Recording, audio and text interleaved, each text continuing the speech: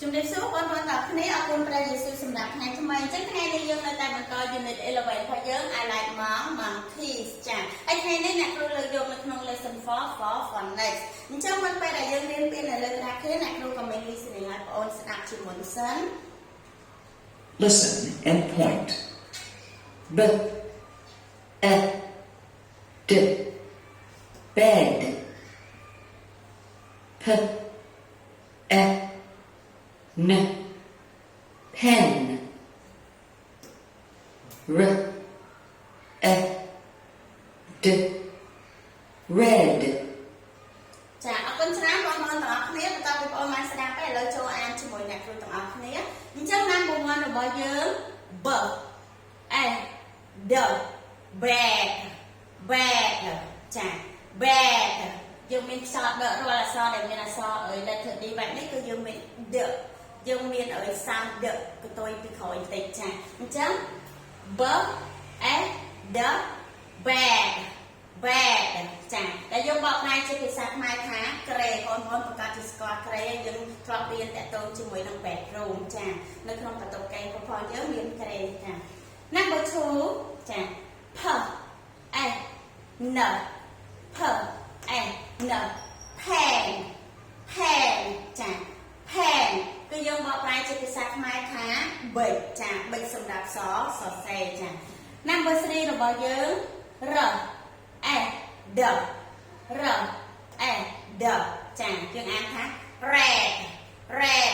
ចារាល់ letter D នៅពីក្រោយគឺយើងតែងតែមាន sound D មានខ្យល់ D នៅពីក្រោយណា red ចាតែយើងបកប្រែជាភាសាខ្មែរថាពណ៌ក្រហមចាឥឡូវយើងមកធ្វើលំហាត់ជាមួយយើង match the words that rhyme មានន័យថា rhyme នេះយើងអាចបកប្រែជាភាសាខ្មែររបស់យើងថារបៀបចងជួនណាជួនកតុយចាអញ្ចឹងយើងមើលលំហាត់របស់យើងមាន1 2 3 4ចាអញ្ចឹង one របស់យើង can អញ្ចឹងបញ្ចប់ដោយ letter N ចា can អញ្ចឹងយើងមើលមកយើងគូកូនជាមួយនឹងពាក្យ hat pen fan bag ចាអញ្ចឹង can របស់យើងនេះត្រូវជាមួយនឹងពាក្យមួយណាចាអញ្ចឹង can បញ្ចប់ដោយ letter N so ដូច្នេះវាត្រូវបញ្ចប់ជាមួយនឹងពាក្យថា pen ចានេះ pen ចា can pen អញ្ចឹងយើងគូភ្ជាប់ជាមួយនឹងពាក្យថា pen number 2 របស់យើង red អញ្ចឹងបញ្ចប់ដោយ letter D ដូច្នេះយើងត្រូវមើលមកតើពាក្យមួយណាដែលបញ្ចប់ដោយ letter D ដូចគ្នាអញ្ចឹងមានពាក្យ bag អញ្ចឹងបាន number 2 របស់យើងត្រូវជាមួយនឹងពាក្យ bag ចា red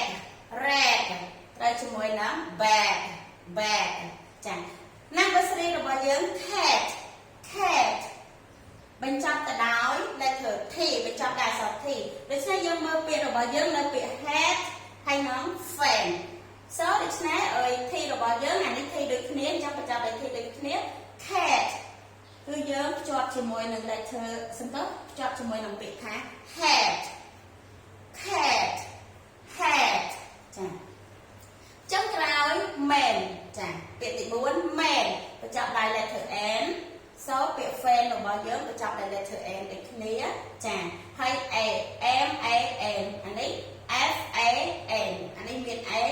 ដូចគ្នាចាអញ្ចឹង man ត្រូវជាមួយនឹងពាក្យថា fan ចាអរគុណច្រើនបងប្អូនទាំងអស់គ្នាអ្នកគ្រូមានមេរៀនខ្លីប៉ុណ្ណឹងហើយទៅផ្ទះវិញបងប្អូនអាចប្រើពាក្យទាំងអស់នេះដើម្បីបង្កើតជាវីដេអូបានអរគុណច្រើនសូមព្រះប្រទានពរជម្រាបលា